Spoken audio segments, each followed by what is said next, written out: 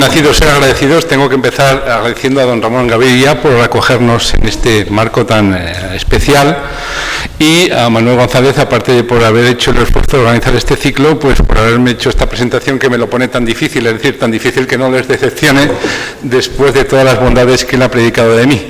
Pero bueno, vamos al asunto porque el tiempo corre y realmente el tema que tengo que plantearles esta noche pues es un tema que tiene bastante contenido.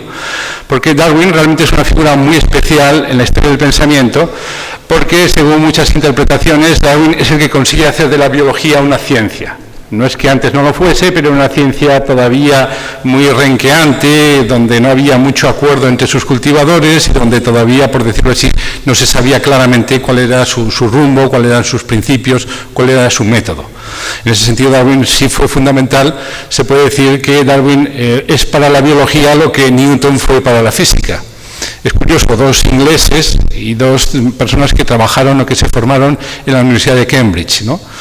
De Newton, cuando murió, se le puso sobre su tumba el siguiente epitafio: la naturaleza yacía en tinieblas, dijo Dios, sea Newton, y la luz vino. O sea, como que Newton sería como el octavo día de la creación, donde no solamente Dios crea el mundo, sino trae un personaje que nos lo va a dar a conocer.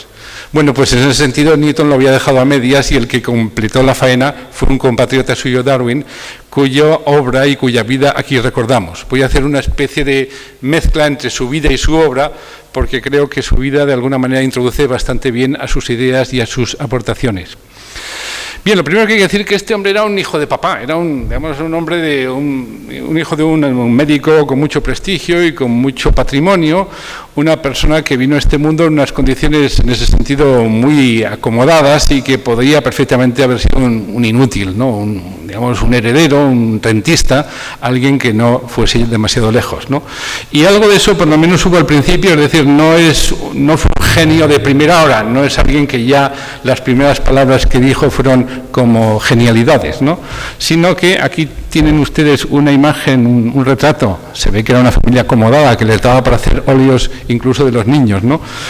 Bien, pues este niño Darwin, sobre él cuenta, él tiene una autobiografía en que rememora bastantes episodios de su vida y algo de lo que dice es lo siguiente, dice: mi padre me dijo una vez algo que me mortificó profundamente: no te gusta más que la caza, los perros y coger ratas, y vas a ser una desgracia para ti y para toda tu familia.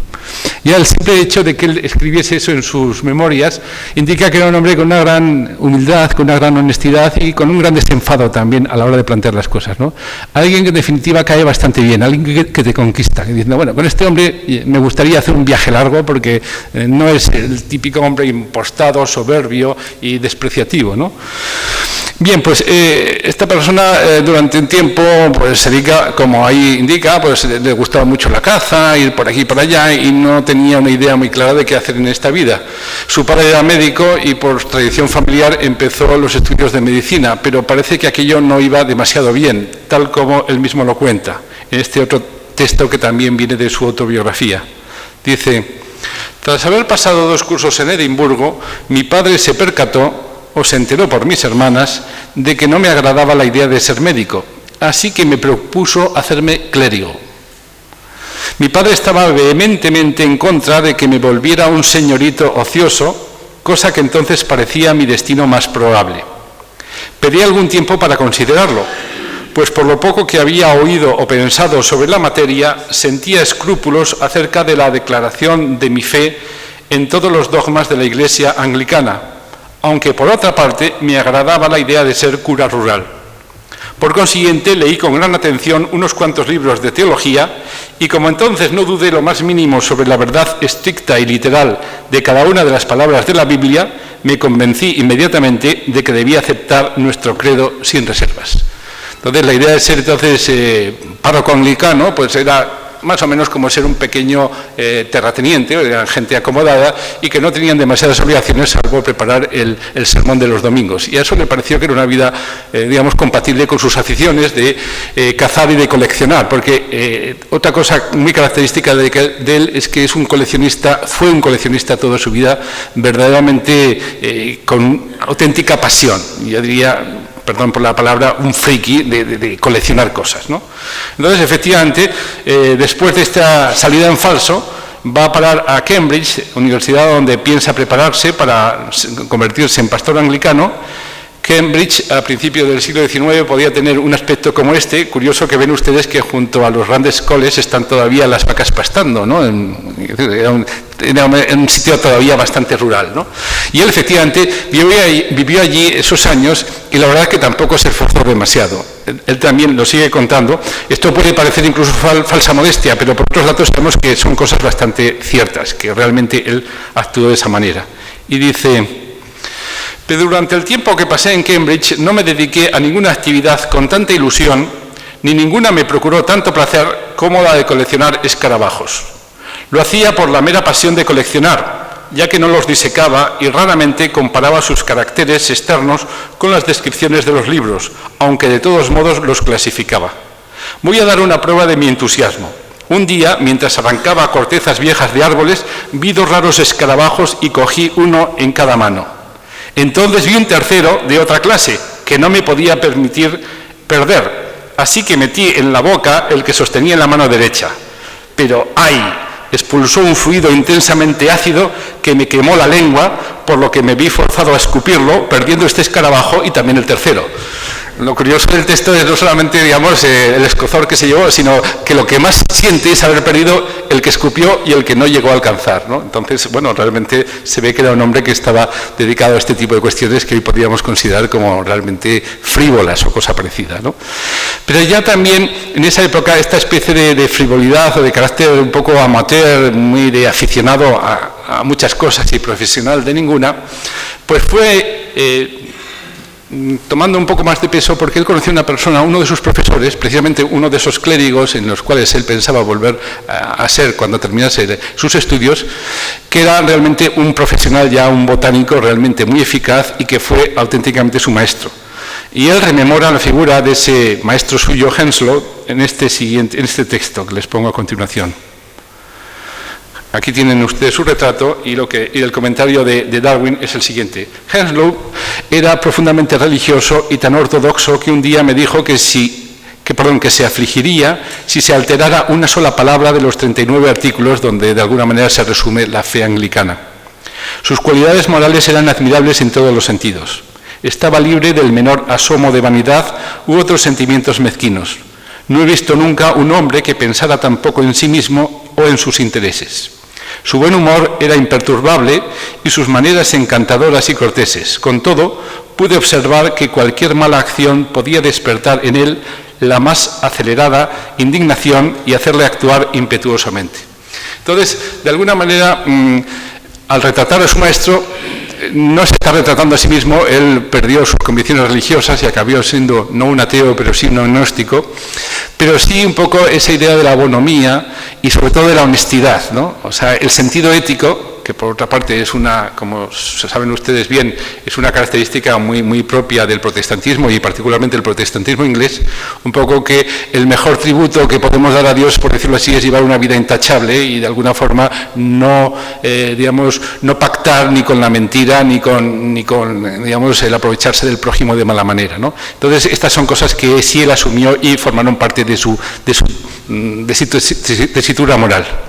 El caso es que Darwin termina sus estudios y se le plantea, precisamente por recomendación de su maestro de Henslow, una oportunidad única, que es acompañar a una expedición que va a hacer un barco, digamos, armado por la corona británica, con idea fundamentalmente de hacer mapas muy precisos de las costas por las cuales los barcos ingleses viajan, y eso va a ser una expedición que va a dar la vuelta al mundo, pero que se va a concentrar fundamentalmente en Sudamérica. Entonces, en esa expedición hay una plaza por si alguien quiere ir como naturalista, es decir, como alguien que estudie también la flora, la fauna y también las cuestiones geológicas, pero eso sí, ese no va a ser una especie de empleado, sino que es un viajero, es decir, es alguien que viaja a sus propias expensas como invitado. Bueno, pues Henslow le otorga esa oportunidad y aunque el padre de Darwin está bastante receloso, al final acaba aceptándolo. Entonces Darwin viaja en este barco, que viendo un poco su diseño, pues era poco menos que una barcaza. En fin, una cosa, ahí debía tener una tripulación de 30 o 40 hombres que iban allí un poco como, digamos, como sardinas en lata prácticamente, ¿no? Un barco realmente muy pequeño. De hecho, Darwin compartía el camarote del capitán, ni siquiera tenía un camarote para él solo. El capitán debe ser una persona de bastante mal genio, con lo cual las relaciones durante 5 años que estuvieron dando la vuelta debieron ser bastante problemáticas. Y para más Henry, nada más tardar, Darwin descubrió que se mareaba enormemente. Entonces, para él realmente el viaje fue un auténtico martirio, porque no sé si ustedes han hecho la experiencia de marearse en mar, de ahí viene el marearse, ¿no? El marearse tiene que ver con el estar en el mar, ¿no? Y realmente es una experiencia muy poco grata, ¿no? Entonces, Darwin realmente en ese sentido lo sufrió intensamente.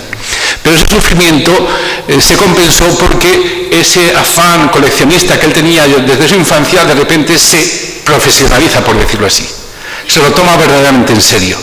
Y va a hacer una obra descomunal en esos 5 años porque recorre, en parte recorría porque cuando llegaba a un puerto y podía ir por tierra, mejor él iba por tierra y dejaba que el barco siguiese haciendo sus mediciones, y él en ese sentido pues estudiaba no solamente la costa, no solamente el mar, sino también tierra adentro, ¿no?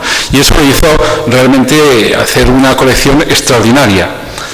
Aquí tengo el itinerario que siguió el barco, es decir, fundamentalmente navegó hacia el sur de América, y de los 5 años, pues prácticamente 4 estuvieron en la costa del sur de Argentina y del sur de Chile, haciendo unos mapas muy exactos de todas aquellas costas, porque sobre todo, como todavía no había el canal del Panamá, los grandes clippers, los grandes barcos que hacían esa ruta, pues tenían que doblar el Cabo de Hornos,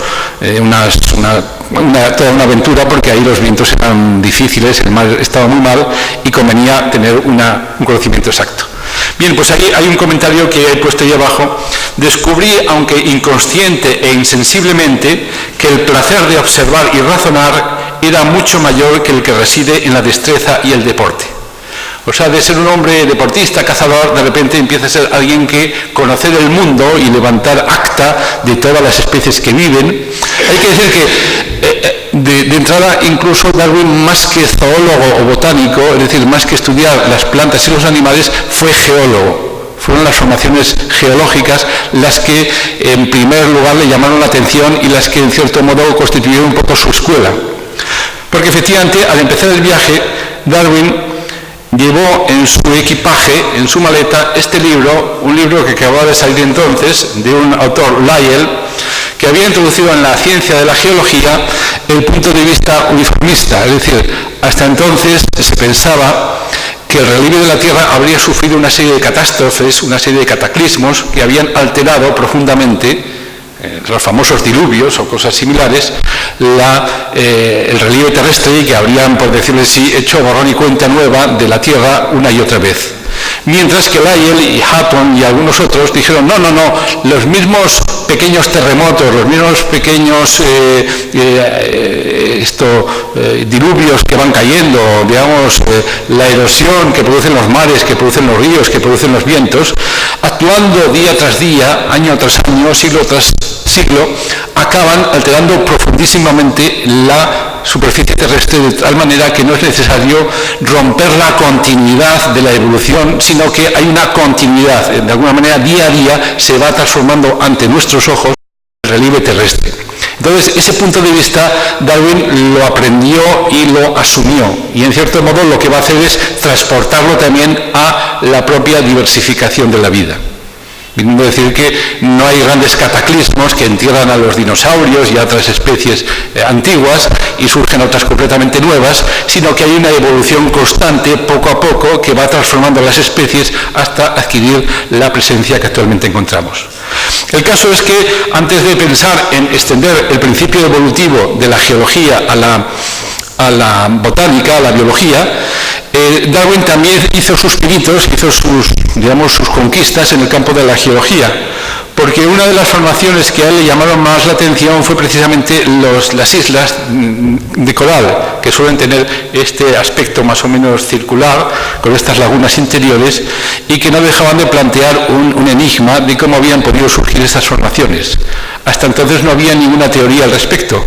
Y entonces aquí hay un rasgo que sí, que me parece que es interesante porque nos hace conocer, digamos, el Darwin intelectual, el Darwin científico, y es que explica lo más con lo menos.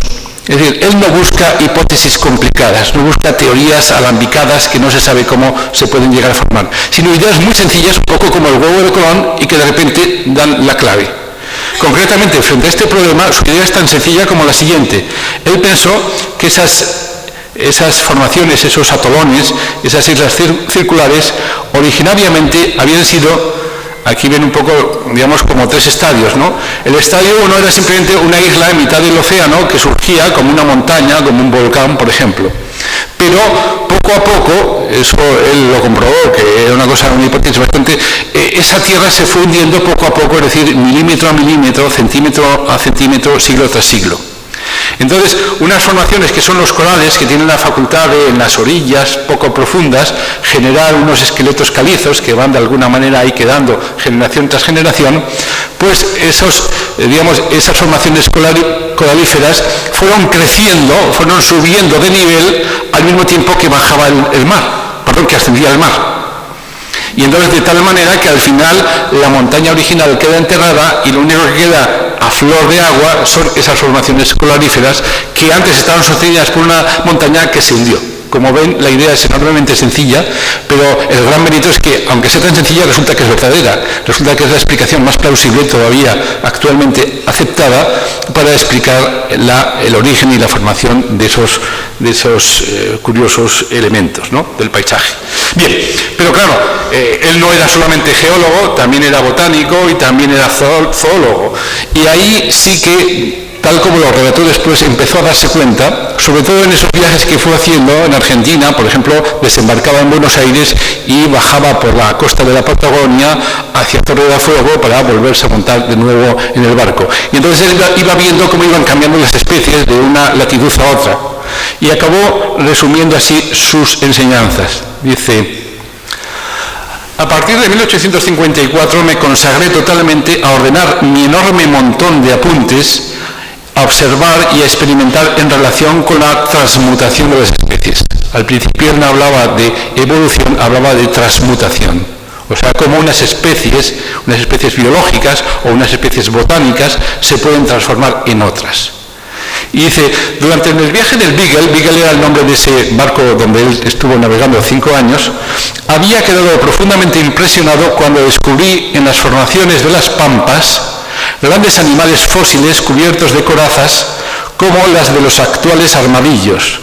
En segundo lugar, por la manera en que los animales estrechamente emparentados se van sustituyendo unos a otros conforme se va hacia el sur en el continente.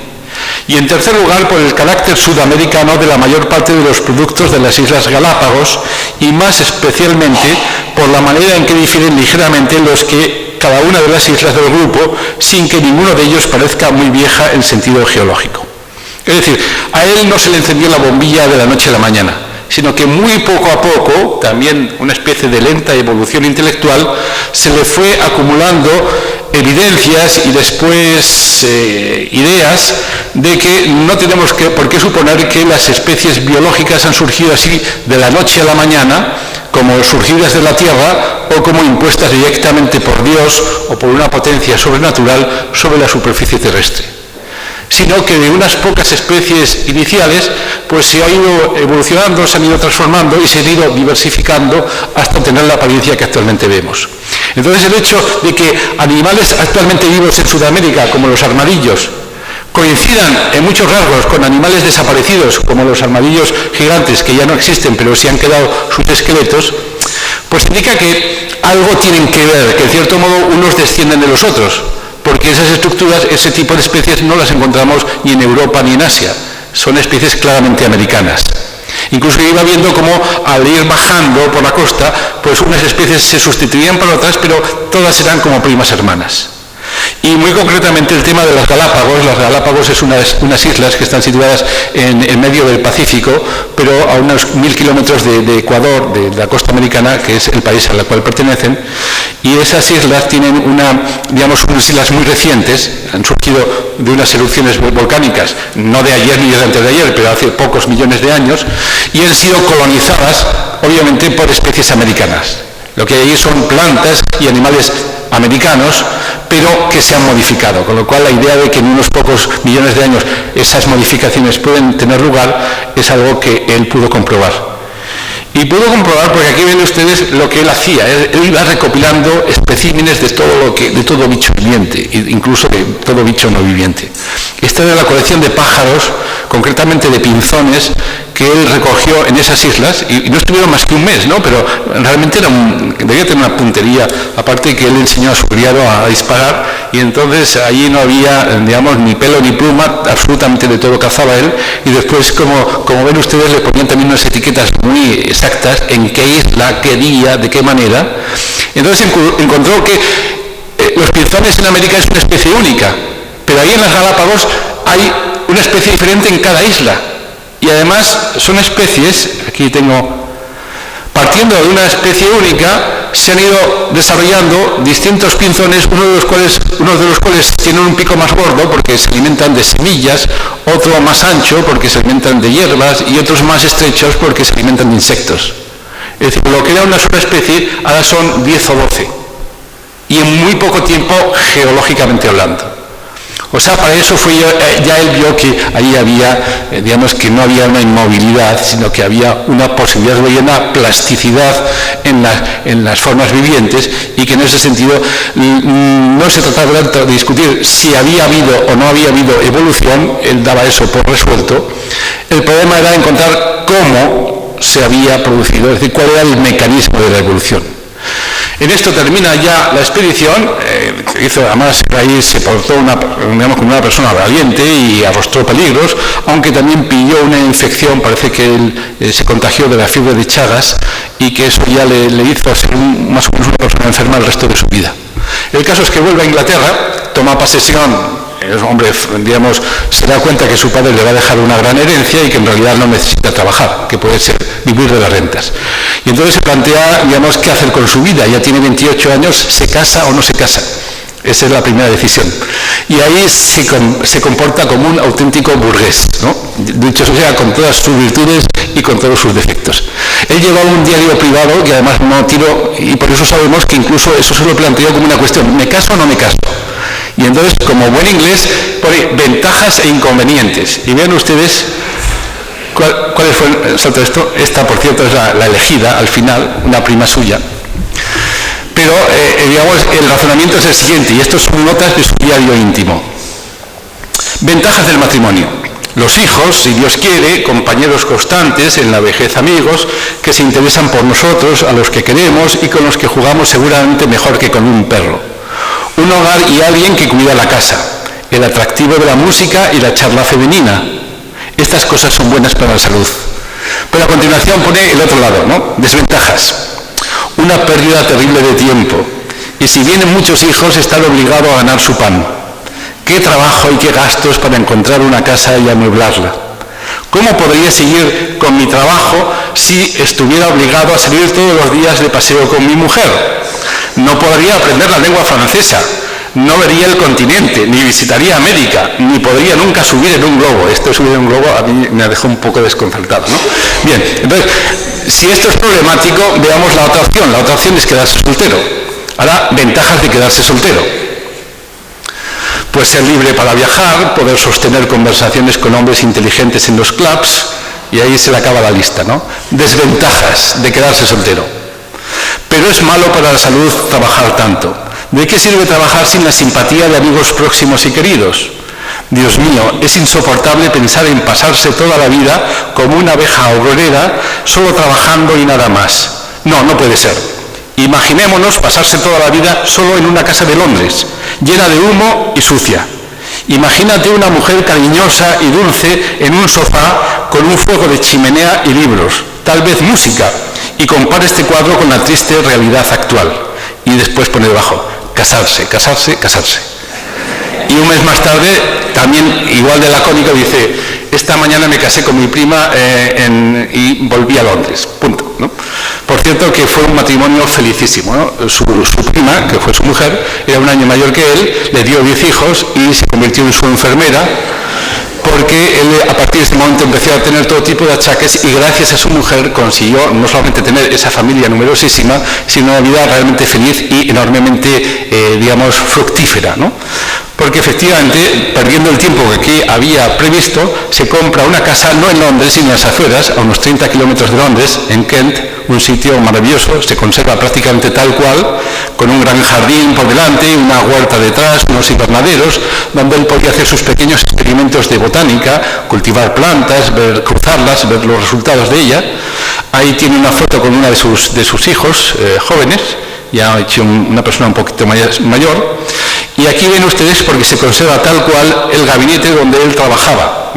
El Sancta Sanctorum, su mujer cuidaba para que nadie le estorbase, y ahí ven un poco la mesa de trabajo. Sobre el espejo que hay encima de la chimenea se ve que en la pared de enfrente está llena de libros, y en la mesa que está junto a la ventana pues es una especie de pequeño laboratorio de química donde él hace sus pequeñas, sus pequeñas labores, ¿no? Bien, y junto a la butaca donde él trabajaba se ve un bastón ahí retorcido de madera, porque a él le gustaba salir a pasear, y en esos paseos por los bosques de alrededor, esto está en Kent, en la zona, digamos, una de las zonas más bonitas de Inglaterra y más feraces, ¿no? Entonces él prácticamente ya no salió el resto de su vida de su casa. No necesitaban, tenía dinero suficiente, y a él no le gustaba, pues eso, no le gustaba perder el tiempo, ¿no? Su familia y su trabajo en su casa. Y sobre todo ordenar y estudiar la enorme colección que había traído de todo el mundo, que eran, digamos, cientos y miles de especímenes de insectos, de plantas, de flores, de todo, ¿no? De rocas, por supuesto, ¿no? Y entonces empezó como aficionado, pero con una, con una constancia y verdaderamente con una capacidad de trabajo impresionante, a hacer ese trabajo, y empezó a publicar obras de especialista, ¿no? Aquí tengo algunos ejemplos, perdón, me he ido para atrás, me he ido para adelante. Aquí tienen las portadas de algunos de los libros que publicó aquellos años. Con esto quiero decirles que, aunque él tenía la idea de la evolución en la cabeza, él no quería lanzarse sin más, es decir, no tenía la ambición de decir: voy a revolucionar la biología y voy a dar mi gran campanada. No, él empezó por cosas mucho más modestas, ¿no? Concretamente, el libro que tiene ahí, que es solamente un volumen, era 3 volúmenes, hablando de los cirrípedos. ¿Saben ustedes lo que son los cirrípedos? Bueno, no son los percebes, ¿no? Bueno, la familia zoológica donde están los percebes, pues son los cirrípedos, que no parecen animales especialmente interesantes, ¿no? Sin embargo, él publicó más de 900 páginas sobre sus distintas especies, formas y tal, ¿no? O sea, se hizo un auténtico especialista, aunque no fuese un profesional, nunca fue profesor ni fue investigador oficial de ninguna institución. Él lo hacía por libre en su casa, gratis, por decirlo así, porque se lo podía permitir, pero con un nivel altísimo, porque después de haber sido ese coleccionista y ese pateador de los campos, se convirtió en una especie de ratón de biblioteca, y con una capacidad enorme de leer, tomar apuntes, tomar notas, hacer pequeñas experiencias, sobre todo botánicas, y después también sus libros sobre los corales, sus libros sobre la geología de Sudamérica, y así se fue haciendo un nombre.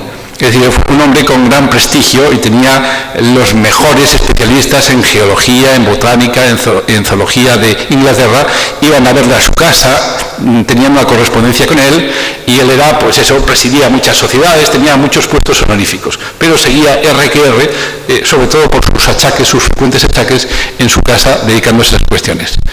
Y así, poco a poco y con desgana, pues fue metiendo mano al problema importante, que era el problema de esa teoría de la transmutación de las especies, que después se llamó teoría de la evolución de las especies. Y él empezó, la idea la tenía clara: evolución hay, pero ¿por qué hay evolución? Entonces estudió el tema en 2 partes. Primero estudió qué ocurre con las especies que están bajo el control del hombre, es decir, las especies botánicas que cultivamos, las plantas que cultivamos y los animales que hemos domesticado. Entonces, obviamente, aunque no voy a entrar en muchos detalles porque el tiempo obviamente corre, él se dio cuenta de que del originario perro o lobo silvestre hemos conseguido una cantidad enorme de razas que muy poco tienen que ver el chihuahua con el gran danés, ¿no? De hecho, es dudoso que pertenezcan a la misma especie biológica, ¿no? A pesar de que los perros, como tenemos experiencia claramente, sí que se los guían unos a otros y tienen, digamos, una interacción fuerte, aunque sean de razas muy diferentes, ¿no? Pero, en fin, está claro que cuando el hombre interviene hay un mecanismo de selección que podríamos llamar selección artificial, es decir, pues la gente que se dedica a cultivar flores, pues siempre selecciona las flores más bonitas para sembrarlas en la siguiente cosecha, ¿no?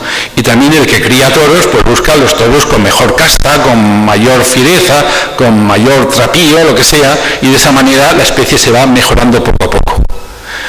Eso no cabía ninguna duda. Y Darwin llegó a la conclusión de que por ese camino, si en vez de estar actuando miles de años, como es lo único que ha tenido tiempo de hacer el hombre, si eso se extendiese por cientos o millones de años, pues acabarían surgiendo especies completamente diferentes que no tendrían ninguna posibilidad de volverse a reunir.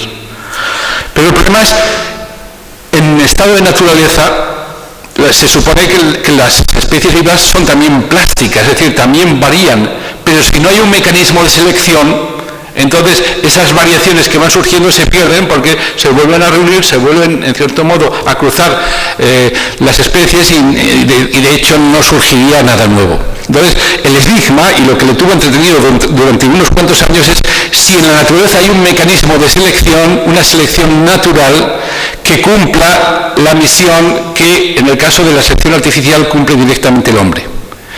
Bien, pues ese enigma no era fácil, ¿no?, de abordar, pero la pista se lo dio una lectura que hizo de alguien que no tenía nada que ver con la biología. Era un economista, Malthus, que había escrito un libro, este libro más o menos, un ensayo sobre el principio de la población, donde Malthus era un economista bastante pesimista que decía que el problema que tiene la humanidad es que se, procrea a una gran rapidez, ¿no? Es decir, una familia en aquella época, actualmente obviamente no vivía eso, ¿no? Pero en aquella época la media de hijos por madre era unos 8, entre 8 y 9, con lo cual se pueden figurar que, digamos, la capacidad de llenar el país de vástagos de esta especie tan prolífica sería grande, ¿no? Entonces diría que eso condenaría a la humanidad a la penuria y a la superpoblación, a no ser que los mecanismos de la naturaleza, es decir, las epidemias, las pestes, las hambrunas, también las guerras, controlen esa especie de bomba demográfica que si no escaparía a todo control. Bueno, eso lo decía Malthus, referido por supuesto a la especie humana, pero inmediatamente Darwin, que ya le venía dando vueltas, dijo, bueno, pero esto también ocurre en todas las especies. No hay más que ver la cantidad de semillas que lanza un solitario árbol al cabo de una temporada, ¿no? Miles y a veces de millones. La cantidad de huevos que pone un pez o que pone una rana. Incluso la cantidad de hijos, pues, que tiene vaca, sabe que cada año la vaca da un nuevo ternero, ¿no?, en condiciones normales, y normalmente tiene 10 o 12 años de vida como menos, por tanto cada vaca puede sacar 10 o 12 terneritos, ¿no? Si esos sobreviven, pues entonces de nuevo la superficie terrestre quedaría absolutamente colapsada. Por lo tanto, por supuesto que hay un mecanismo de selección natural, y ese mecanismo es la lucha por la vida, que hay demasiadas bocas pero no hay suficiente alimento. Y la lucha es de todos contra todos. Dentro de una misma especie, pues en un nido, los pajaritos más activos, pues, ningunean y en cierto modo consiguen que mueran los pajaritos más débiles y se hacen con todo el botín del alimento que traen los padres. Y así sucesivamente. Por supuesto que es una visión en cierto modo pesimista, cruel, despiadada, pero en cierto modo esto genera ese mecanismo de que poco a poco solamente los más aptos, los mejor adaptados, lo que exhiben algún tipo de propiedad que les da una cierta ventaja, un cuello un poco más largo, una piel un poco más espesa, un sistema digestivo con capacidad de digerir ciertos alimentos, pues da ciertas ventajas y explica por qué sobreviven los más aptos, y a la larga, sobre todo si hay procesos de separación geográfica, por ejemplo, si surge un mar o una montaña y donde había una especie quedan como divididas, cada una en cierto modo evoluciona de un modo distinto, y cuando se vuelven a reunir, Cuando de alguna manera hay un paso entre la montaña o cuando el mar desaparece, pues ya no es una especie, sino que son dos. De nuevo, una idea muy sencilla, pero con enorme poder explicativo. El problema es que Darwin, como era un hombre prudente, no se daba ninguna prisa por sacar esto a la luz. Llevaba más de 20 años desde que volvió de su viaje alrededor del mundo y no se decidía a publicar. Tenía muchas cosas escritas, pero nada publicado. Lo más que había conseguido es enseñárselo a algunos amigos. Y en esto le pasó lo que muchos intelectuales temen en esta situación, y es que un segundo naturalista, un segundo biólogo, un tal Wallace, que estaba allí en lo que es actualmente Indonesia haciendo un estudio, le mandó un artículo a Darwin precisamente como hombre de prestigio, diciéndole: pues mire usted, se me ha ocurrido una teoría sobre cómo las especies pueden haber ido evolucionando, y se lo mando en un resumen que he hecho de 20 páginas para que usted, si le parece bien, pues lo mande en una revista para publicarlo.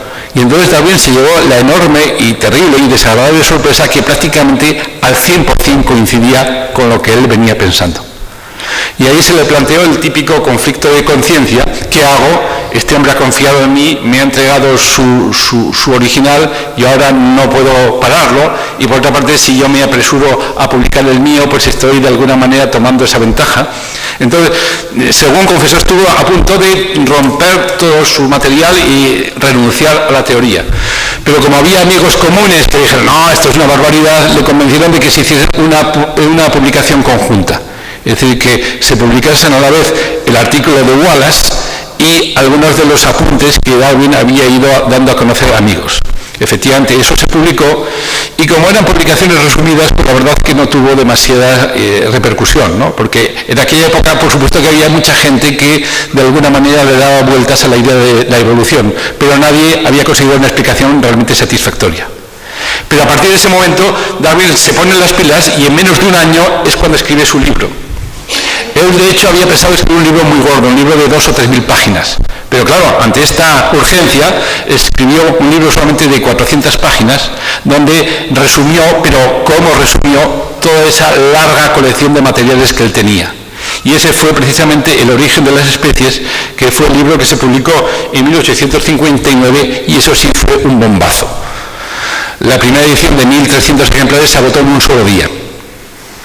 Y en parte, digamos, ¿por qué tuvo tantísimo éxito? Primero, porque tenía una grandísima, altura, y porque el mecanismo de la selección natural realmente parece que la mayor parte de los científicos dijeron: ¿cómo no se me ha ocurrido a mí, no? Es decir, todo el mundo dijo: pues sí, claro, tan sencillo como esto, ¿no? Tan sencillo, pero tan difícil si no se le ha ocurrido uno antes, ¿no? Entonces, los científicos profesionales realmente en ese sentido se pasaron con armas y bagaje, no en su totalidad, pero en una amplia mayoría, sobre todo por parte de los más jóvenes, a la nueva teoría. Pero hubo también algo de escándalo religioso, y de eso también hay que hablar, ¿no? Pero ¿por qué ese escándalo religioso? Bueno, Darwin no era un comecuras, él pensó ser un cura y de alguna manera dice que fue perdiendo la fe, pero también poco a poco, y no era una persona, su mujer era una ferviente creyente, y él respetaba por encima de todo a su mujer. Sus maestros habían sido todos ellos religiosos, no solamente Heslop, también Sedgwick y el mismo Lyell. Entonces, ¿por qué? Bueno, pues yo creo que la razón fundamental, aunque esto, en fin, habría que discutirlo y no lo digo como una especie de acuerdo de todos los especialistas, pero se debía fundamentalmente a que el 99%, o por lo menos el 90% de los especialistas en biología eran clérigos, eran precisamente estos párrocos ingleses, que todos ellos se dedicaban a coleccionar mariposas, a coleccionar minerales, era un su entretenimiento, vivían en el campo, eran gente cultivada, y su único trabajo era el sermón dominical. Y para el sermón dominical, ¿qué mejor idea que unos pocos ejemplos? Ver la sabiduría de Dios, ver las manchas de las alas de la paloma, ver cómo está hecho el ojo, ¿no? Entonces, se hacía una ciencia, por decirlo así, muy conectada con la religión, muy edificante. Entonces, esa era, digamos, la moneda corriente. Entonces, todos estos naturalistas, aficionados, clérigos, que dedicaban ratos perdidos a esos temas, que siempre hacían esa lectura teológica de la biología, de repente, de la noche a la mañana, se le planteaba no una explicación que no es que fuese abiertamente contraria, pero que decir, bueno, Dios no está perdiendo el tiempo pintando el color de las mariposas o recreando los detalles de los ojos de la mosca. Dios tiene cosas más importantes de las que ocuparse. que más o menos venía a decir.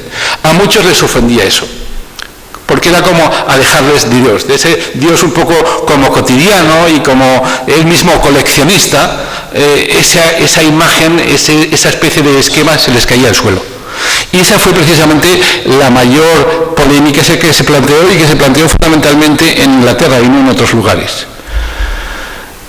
Aquí hay algunas de las caricaturas que obviamente gente que se sintió molesta de cómo, digamos, van surgiendo unos seres de otros, y al final nuestro antecesor directo es el mono.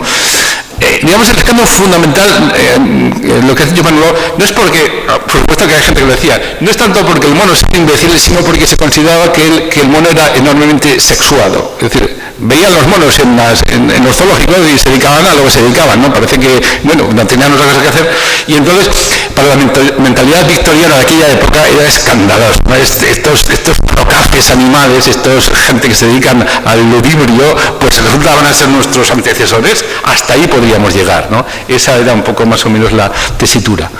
Hay que decir que Darwin no intervino en él siguió metido en su casita y cuidando a su mujer y sin meterse en líos, ¿no? Pero otros discípulos pelearon la batalla por él. Y la más sonada fue la que opuso al obispo Wilberforce, que no era un cualquiera tampoco, era un tipo bastante ilustrado, no era un ignorante, ¿no? Y su discípulo más agresivo, Thomas Huxley, que tuvieron entre ellos un auténtico rifirrafe en Oxford, precisamente, y aquí tengo un texto que he recogido que nos recrea aquella imagen, ¿no? El obispo declaraba que no había testimonios de hecho que apoyaran a Darwin. ¿Qué puede alegar?, exclamaba. Rumores acerca de una oveja con las patas largas. Y continuó burlándose. Me gustaría preguntar al profesor Huxley, que está a mi lado y dispuesto a redespedazarme apenas me haya sentado, sobre su convicción de que desciende de un mono. ¿Le viene esa ascendencia simiesca por la línea de su abuelo o por la de su abuela? Obviamente fue un golpe bajo, ¿no? Entonces la historia cuenta que Huxley dijo, sí, te vas a enterar, ¿no? Se levantó, de hecho hizo una especie de programa bíblica, ¿no? Es decir, Dios lo ha puesto en mis manos, es decir, ha cometido un error muy, muy grande al hacer esa alusión, ¿no? Y entonces lo rebatió primero con razones científicas y al final dice, en cuanto al hecho de descender del mono, Huxley dijo, no consideraría una vergüenza proceder de tal origen. Pero sí me avergonzaría descender de alguien que hubiera prostituido los dones de la cultura y la elocuencia al servicio del prejuicio y la falsedad. Y según un poco cuenta la historia, eso fue vencer por caos, ¿no? Es decir, Huxley, que no solamente vino en esa pelea, sino en muchas otras, pues indudablemente fue se le llegó a llamar el bulldozer de Darwin, ¿no? Porque era el que peleaba todas esas batallas. Por cierto, Huxley es el que inventó la palabra agnosticismo, que antes no estaba puesta en circulación, ¿no? Él decía que sobre las cuestiones últimas que aborda la religión, pues la ciencia no tiene nada que decir, y en ese sentido mejor abstenerse que no optar por un sí o por un no. Esa era un poco la actitud. Y respecto a la actitud del propio Darwin, bueno, yo creo que coincidía bastante con Huxley, aunque era, por supuesto, mucho más prudente y mucho más comedido. Él no cometía ese error. Pero indudablemente era un hombre respetuoso, especialmente, insisto, de sus maestros, de su mujer, de toda un poco su tradición familiar. Y en el mismo Origen de las especies da una declaración tan clara y tan, conciliadora como la siguiente. Bueno, aquí algunas caricaturas que se hicieron, donde realmente él tenía ya un aspecto un tanto extraño en su vejez, y entonces ponerle cuerpo de mono, pues efectivamente resultaba una tentación para los caricaturistas, ¿no? Pero yendo al texto que les prometía, primero, aquí tienen un libro contemporáneo de un filósofo actual donde dice que realmente esa ciencia era dinamita y realmente era absolutamente letal para la religión.